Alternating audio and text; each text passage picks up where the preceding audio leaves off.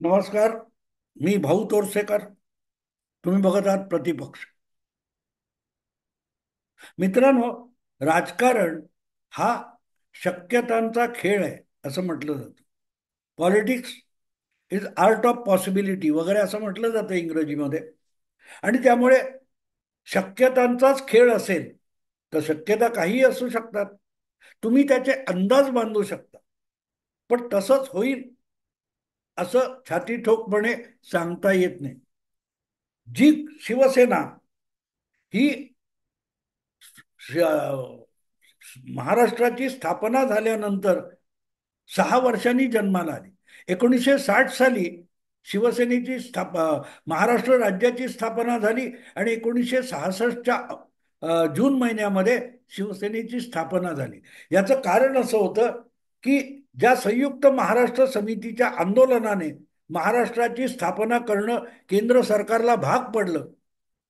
त्या संयुक्त महाराष्ट्र समितीमध्ये जे वेगवेगळे बिगर काँग्रेस पक्ष सहभागी झाले होते, त्यांच्यात आपसात बेबनाव सुरू झाला आणि अवघ्या वर्ष 2 वर्षामध्ये संयुक्त महाराष्ट्र समिती म्हणून जे काय विविध पक्षांचं एक संघटन होतं, ते 12च्या भावात गेलं, मोडकळीस आलं.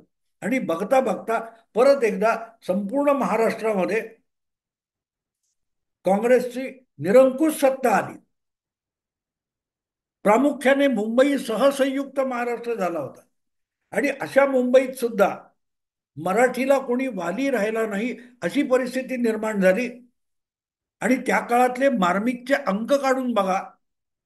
बाळासाहेब ठाकरे आणि मार्मिक यांचा सगळ्यात मोठा जो हल्ला असायचा तो मुंबई प्रदेश काँग्रेस कमिटीवर असायचा. मुंबई प्रदेश काँग्रेस कमिटीवर असायचा. म्हणजेच मुंबई पुरता एक संघटन उभं राहिलं, ते अँटी काँग्रेस म्हणून उभं राहिलं. आणि जे काँग्रेस विरोधात म्हणून उभं राहिलं असं संघटन किंवा असा पक्ष कधी काळी काँग्रेस बरोबर जाईल ही शक्यता त्या काळात कोणाला वाटली नव्हती. आणि अगदी 4 वर्ष 5 वर्ष मागे सुद्धा शिवसेना आणि काँग्रेस एकत्र अशक्य. मला आठवतं राज ठाकरेंनी बाळासाहेबांच्या वेगवेगळ्या व्यंगचित्रांचा एक संग्रहासारखं पुस्तक काढलं. आणि त्याचं प्रकाशन हे गेटवे ऑफ इंडिया जवळ झालं होतं, ताजमहाल हॉटेल समोर. जॉर्ज फर्नांडिस, अटल बिहारी वाजपेयी, शरद पवार असे त्या समारंभाचे वक्ते होते. आणि त्या समारंभात बोलताना बाळासाहेब ठाकरे यांनी अगत्याने शरद पवार हे आपले कसे खूप जुने मित्र आहेत, आम्ही अत्यंत जवळचे मित्र आहोत, हे सांगितलं होतं. आणि ते बोलताना बाळासाहेबांनी एक सूचक आमंत्रण दिलेलं होतं. बाळासाहेब म्हणाले होते, अरे, शरद बाबू आणि मी आम्ही एकत्र आलो तर महाराष्ट्रात चमत्कार करू शकू. पण शरद पवारांनी त्याला साफ नकार दिला होता. अगदी बसल्या बसली मुंडी हलवून शक्य नाही असं म्हटलं होतं. ते शरद पवार बाळासाहेबांच्या सुपुत्राबरोबर जातात, महाविकास आघाडी काढतात आणि त्या महाविकास आघाडीमध्ये काँग्रेस पण सहभागी होतं. ही अशक्य कोटीत वाटणारी गोष्ट आहे. पण राजकारण हा शक्यतांचा खेळ असतो. त्यामुळे अशक्य काहीच नाही. अशक्य काहीच नाही. आणि मग या पार्श्वभूमीवर राजकारणाचा अभ्यास करणारे किंवा राजकारणाचा निवडणुकांचा अंदाज बांधणारे असतात, ते आपापलं मतप्रदर्शन करत असतात, आपले आडाखे आणि भविष्यवक्ता म्हणून काम करत असतात. आमच्यासारखे लोक तेच करतात. कधी आमचे अंदाज आडाखे 100% बरोबर येतात, कधी पूर्णपणे उलटे पालटे होतात. पण मुद्दा लक्षात घ्या, राजकारण हा शक्यतांचा खेळ आहे. आणि त्यामुळे राजकारणातले नेते सुद्धा शक्यतांचं गणित मांडून राजकारणातली सौदेबाजी करतात, गणित मांडतात, बेरजा वजाबाक्या करतात, गुणाकार भागाकार करतात. आणि मग आता जे राज ठाकरे आणि उद्धव ठाकरे दोन भाऊ एकत्र येणार का, अशा ज्या चर्चा होतात, त्याचं कारण ते असतं की दोन भाऊ एकत्र आले तर काय करू शकतील. अरे, काय करू शकणार. 2005 पर्यंत राज ठाकरे हे शिवसेनेचेच होते. पण त्यांना बाहेर पडून मनसे का उभा करावी लागली.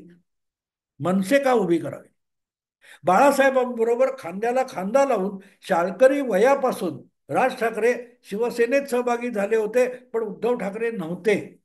1995 मध्ये शिवसेना सत्तेत आल्यानंतर, सत्तेचे लाभ मिळायला लागल्यानंतर उद्धव ठाकरे यांना शिवसेना या पक्षामध्ये रस निर्माण झाला. पण राज ठाकरेंचं तसं नव्हतं. राज ठाकरे यांना त्या राजकारणाचं आकर्षण होतं आणि म्हणून तंतोतंत आपल्या काकांची नक्कल करत किंवा त्यांचं अनुकरण करत राज ठाकरेंनी वाटचाल केलेली दिसते.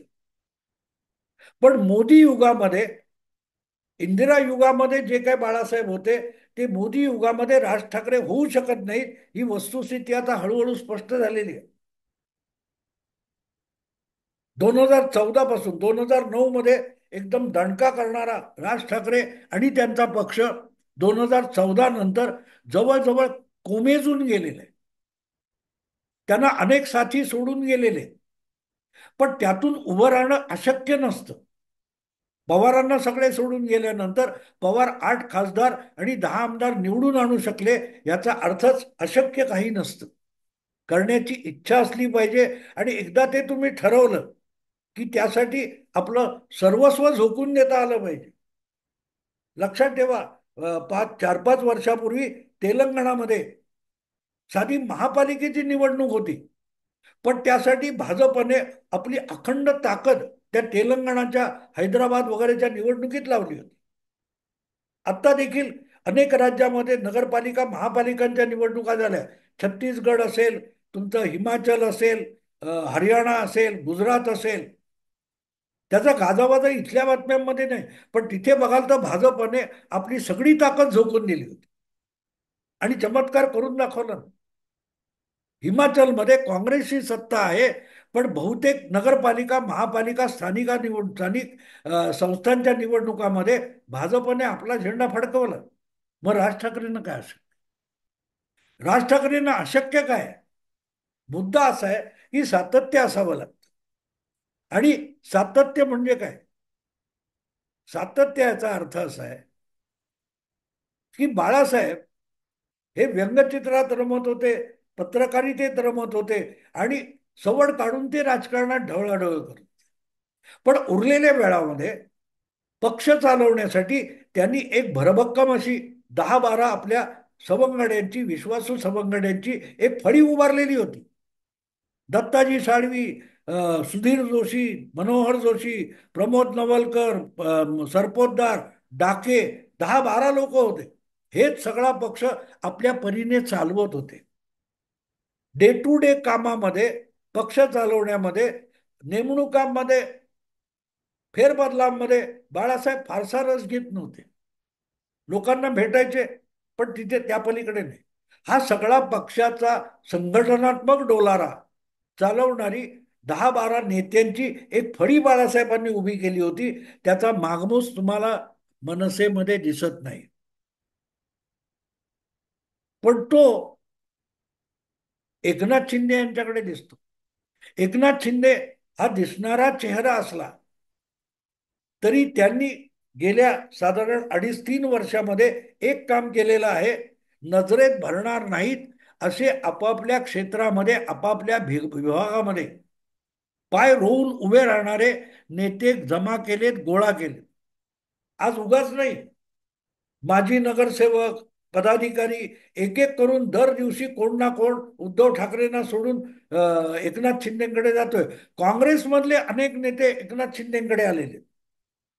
मिलिंद देवरासारखा असो किंवा ते डॉक्टर वाघमारे असो, इतर ग्रामीण भागातले अनेक जण आलेत. काँग्रेस असो किंवा उबाठा शिवसेना असो, त्यातले लोक एकनाथ शिंदेकडे येतात, कारण त्यांच्याकडे संघटन आहे. आणि मग दुसरी बाजू बघा, राज ठाकरे यांच्याकडे नेता आहे पण संघटना नाही. आणि एकनाथ शिंदे यांचा आता दबदबा निर्माण झाला असला तरी जसं उद्धव ठाकरे, राज ठाकरे, देवेंद्र फडणवीस असं सगळं म्हणतात, तसं सभा आणि काय ते मेळावा दणाणून सोडणारा नेता एकनाथ शिंदेकडे नाहीये. एकनाथ शिंदे त्या भूमिकेत येण्याचा प्रयत्न करतात पण त्यांना जमत नाही. आणि त्यामुळे मला असं वाटतं की एकनाथ शिंदे आणि राज ठाकरे या दोघांच्या राजकीय भूमिका आणि मानसिकता यामध्ये त्या दोघांच्या पक्षामध्ये तसूभर फरक नसेल तर त्या दोघांनी एकत्र यायचं ठरवलं तर फार मोठा चमत्कार घडू शकतो. फार मोठा, फार मोठा चमत्कार होऊ शकतो. राज ठाकरे यांनी बाळासाहेबांच्या भूमिकेत राहायचं आणि एकनाथ शिंदे आणि त्यांचे जे सहकारी आहेत त्या सहकार्यांनी मनोहर जोशी, दत्ताजी साळवी, दत्ता नलावडे, भुजबळ अशा भूमिकेत राहायचं. एक राज ठाकरे हा एकनाथ शिंदेच्या सोबत आला की ते सर्कल पूर्ण होतं. ते सर्कल पूर्ण होतं जे उद्धव ठाकरेंनी मोडून टाकले. बाळासाहेबांनी उभी केलेली जी रचना होती त्यामध्ये शिवसेना प्रमुख, पक्षप्रमुख हा दैनंदिन पातळीवर संघटनेत ढवळाढवळ करणारा नव्हता. तो संघटनेचा चेहरा होता. पण जसं शरीरामध्ये अवयव असतात, डोळे, कान हा भाग महत्वाचा आहे, तो चेहरा आहे. पण हात, पाय, डोळे वेगवेगळे अवयव जे आहेत ते आपापल्या परीने काम करतात तेव्हा सगळं शरीर पूर्ण होतं. मला असं वाटतं की आज एकनाथ शिंदे हे शिवसेनेला पूर्णत्वाला न्यायला एकाच बाबतीत अपुरे आहेत. ते म्हणजे बाळासाहेबांसारखा चेहरा शिवसेनेला लागतो. उद्धव ठाकरेंकडे तो चेहरा नव्हता, तो राज ठाकरेकडे होता. त्यामुळे राज ठाकरे आणि नारायण राणे ही दोन माणसं जर उद्धव ठाकरे सांभाळू शकले असते तर कदाचित भाजपचा महाराष्ट्रभर इतका विस्तार होऊ शकला नसता. आज महाराष्ट्रामध्ये शिवसेना हा राज्यव्यापी सगळ्यात मजबूत आणि शक्तिशाली पक्ष दिसला असता. पण आपला चेहरा असावा आणि आपल्या चेहऱ्यासमोर बाकी सगळे दुय्यम आणि पांगळे असावेत हे भूमिकेमध्ये उद्धव ठाकरे गेले. तिथून शिवसेनेची घसरगुंडी सुरू झाली. आज गंमत अशी की मनसे एकही आमदार नसेला पक्ष आहे. राज्यात सगळीकडे पसरलेले विखुरलेले त्यांचे अनुयायी आहेत. पण भरभक्कम अशी संघटना 2-4 आमदार निवडून आणू शकेल अशी संघटना जवळपास 10-15 मतदारसंघामध्ये दिसत नाही. पण तरीही राज ठाकरे आणि मनसे याची राजकारणामध्ये, राजकीय विश्लेषणामध्ये दखल घ्यावी लागते. याचं कारण चेहरा आहे. चेहरा आहे. आणि एकनाथ शिंदे यांच्याकडे तसा चेहरा आला तर मग शिवसेनेचं पुनरुज्जीवन होऊ शकतं. पुनरुज्जीवन होऊ शकतं.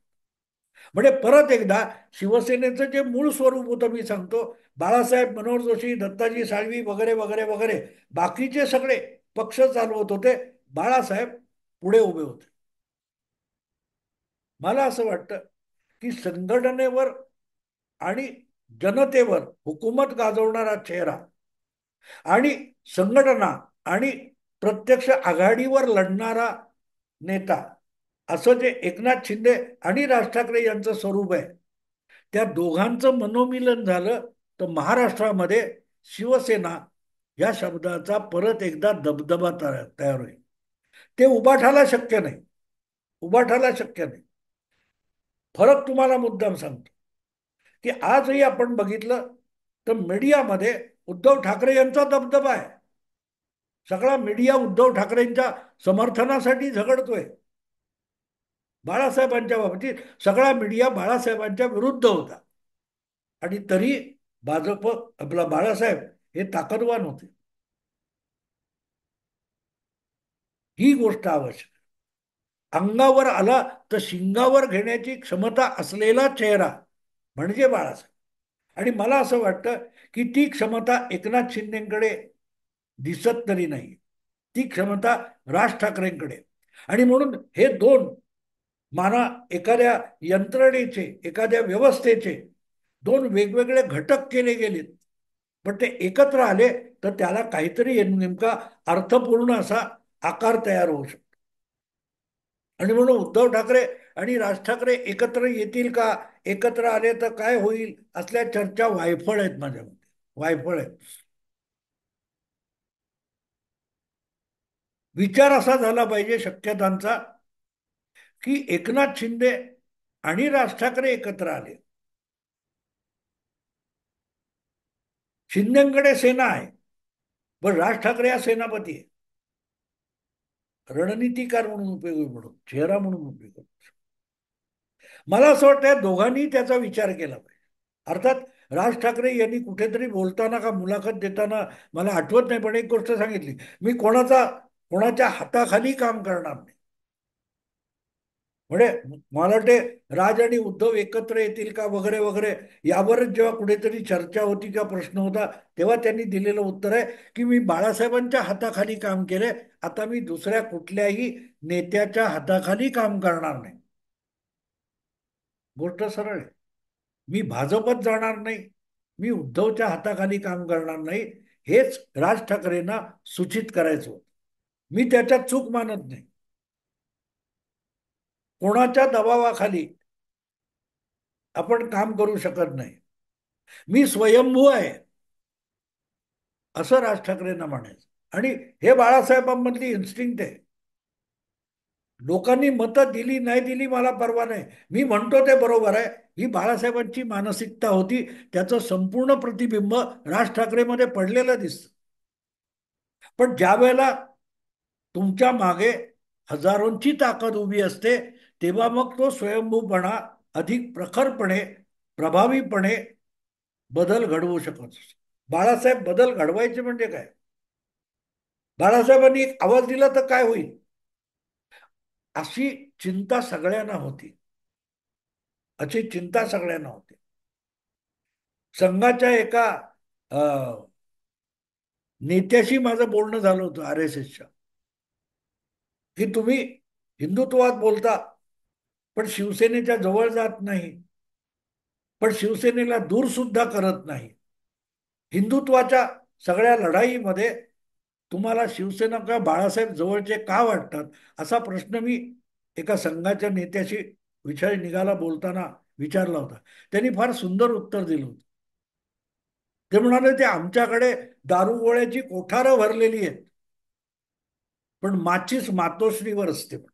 म्हणजे बाळासाहेब, बाळासाहेबांची भडका उडवण्याची क्षमता ही महत्वाची असते. आणि मग रान उठवल्यानंतर रान उठवणारे 5-25 शिवसैनिक असतील, पण त्या 5-25 शिवसैनिकांमध्ये 5,000 लोकांना, सामान्य नागरिकांना रस्त्यावर आणण्याची किमया होती. वेडात मराठे वीर दौडले सात, ते सात दौडले जी वीर असतात ना, ते म्हणजे शिवसैनिक. त्यांना संपूर्ण त्यांची सुनता उद्धव ठाकरेंनी करून टाकली. पण ते बाळासाहेबांच्या बोलण्यातून जे स्फुल्लिंग होतं, ते जर राज ठाकरे जागवू शकत असतील, तर मला असं वाटतं की राज ठाकरे आणि एकनाथ शिंदे यांनी एकमेकांच्या जवळ येणं आणि एक संयुक्त पातळीवर काहीतरी प्रयोग करणं आवश्यक आहे. दोघांमध्ये ती क्षमता आहे. याच्यामध्ये शिवसेनेचे नेते म्हणून बाळासाहेबांनी जी फळी तयार केली होती, त्यांच्यामध्ये जी असलेली क्षमता होती, तशी माणसं एकनाथ शिंदेच्या बरोबर आहेत. पण त्या सगळ्यांना चालना देणारा, डायनामिक बनवू शकणारा स्फुल्लिंग जो ठिणगी, ती त्या शिवतीर्थवर राज ठाकरेंकडे. मला असं वाटतं की राज ठाकरे आणि एकनाथ शिंदे यांनी समोरासमोर बसून असा एक गंभीर विचार केला पाहिजे. गंभीर विचार. निवडणुका वगैरे दुय्यम आहे, निवडणुका येतात जातात, राज ठाकरे म्हणतात खरंय, खोटं नाहीये. पण मुद्दा असा आहे की प्रत्येक निवडणुकीत जेव्हा तुम्ही काही करू शकत नसता, तेव्हा तुमच्या पाठीराख्यामध्ये, तुमच्या समर्थकांमध्ये एक प्रकारचं नैराश्य पत्करायला पसरायला लागतं, आणि त्या नैराश्यातून अधिकाधिक खच्चीकरण होत असतं. ते बाहेरचा कोणी करत नाही, तुम्हीच करता. कारण लढणाऱ्याला विजयाची चव पण चाखायची असते. सातत्याने अपयश चाखलेला माणूस हळूहळू लढण्याची इच्छा गमावून बसतो. त्यामुळे विजयाकडे घेऊन जाणारा सेनापती, नेता आणि नेतृत्वाची फळी ही कुठल्याही राजकीय पक्षाची अत्यावश्यक गोष्ट असते. आज भाजपचा गेल्या 10-15 वर्षामध्ये देशव्यापी पसारा वाढला. याचं कारण तो विजयाचा स्वाद. मला असं वाटतं की राज ठाकरे आणि एकनाथ शिंदे यांनी एकत्र आलं पाहिजे. भाजप हा हिंदुत्वाचा एकमेव पर्याय असाचं कारण नाहीये. निदान महाराष्ट्रात तरी एकनाथ शिंदे आणि राज ठाकरे एकत्र आले तर भाजपच्या हिंदुत्वाला तो पर्याय असू शकतो जो उद्धव ठाकरे असू शकत नाही. भाजप नावडता असलेले सुद्धा अनेक हिंदुत्ववादी मराठी अस्मितावादी लोक आहेत. त्यांच्यासाठी एकनाथ शिंदे आणि राज ठाकरे यांचं संयुक्त नेतृत्व हा पर्याय असू शकतो, पर्याय असू शकतो. आणि म्हणून मला असं वाटतं की फक्त सत्तेच्या मागे, निवडणुकांच्या मागे धावताना आपला पाया अधिक विस्तारणं आणि भक्कम करणं या दृष्टीने जर दोघांनी प्रयत्न केले तर आवाज कुणाचा या दोन शब्दांचा खरा अर्थ नव्या पिढीला कळू शकेल, नव्या पत्रकारांना कळू शकेल, नव्या मतदारांना कळू शकेल. मित्रांनो, मी आता इथेच थांबतो. आवडलं लाईक करा, शेअर करा आणि प्रतिपक्षाला सबस्क्राईब करा. नमस्कार.